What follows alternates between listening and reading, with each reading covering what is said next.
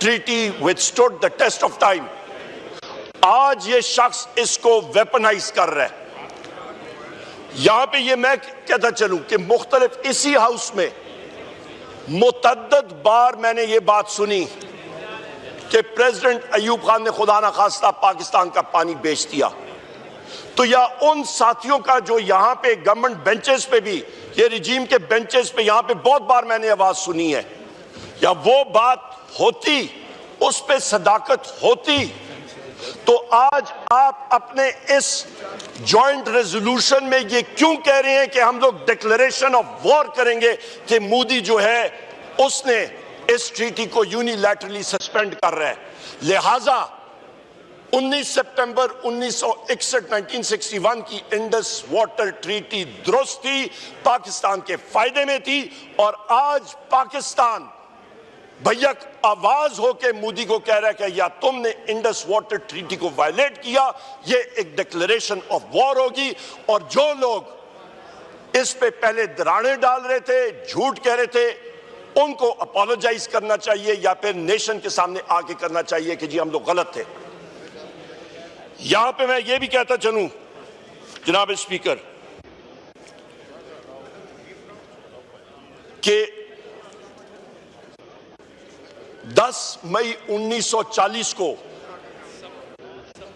जिस वक्त second world war 1939 में छिड़ गई थी, और ये मिसाल क्यों जरूरी है, ये लीडरशिप के हवाले से मैं बात कर रहा हूं। 10 मई 1940 को जिस तरह मोदी है, मैं फिर कह रहा हूं, और जो मेरे कायद ने भी बार इसको इक्वेट किया है मोदी को हिटलर के साथ, ये उसी तसलसल की बात मैं कर रहा हूं।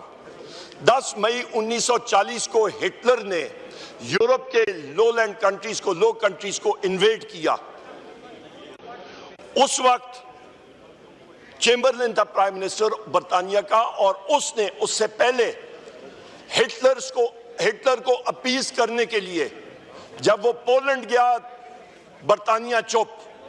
जिस वक्त वो नॉर्वे में उसने इन्वेजन की और बरतानवी फौजी वहां पे गए और फिर उनको सरेंडर करना पड़ा, बरतानिया चुप।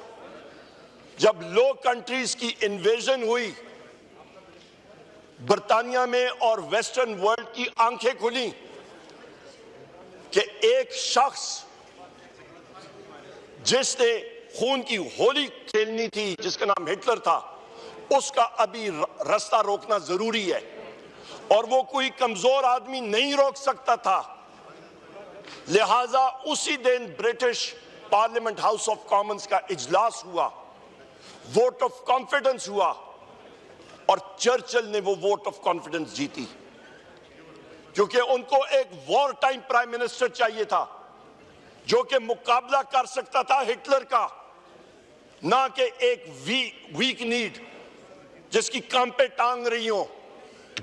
और उस शख्स के आने से आप देखें कि सेकेंड वर्ल्ड वॉर का कोर्स क्या तब्दील हुआ। वही बरतानिया की फौज जो नॉर्वे में सरेंडर कर गई थी चंद महीने पहले, उसके बाद डंकर्क से रिट्रीट हुई, और आहिस्ता आहिस्ता उसकी वो फेमस स्पीच चर्चिल की कि we will fight on the beaches, we will fight on the land, we will fight in the air, मुल्क को मुत्तहिद कर दिया उसने। आज भी जनाब स्पीकर, इस कौम को जरूरत है कि इस मुल्क का वजीर आजम इमरान खान हो।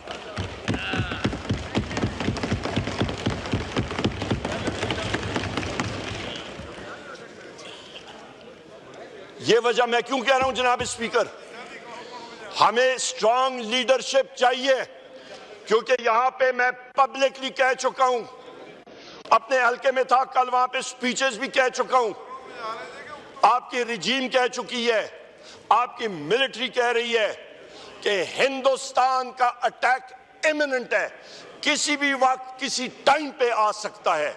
उसका मुकाबला एक स्ट्रांग लीडर ही कर सकता है, वीक लीडर कभी नहीं कर सकता। और हिंदुस्तान क्या करेगा, ये एस्केलेशन, और उस पर भी आपकी स्पीच में अपने आप को मैं आपको बताऊंगा।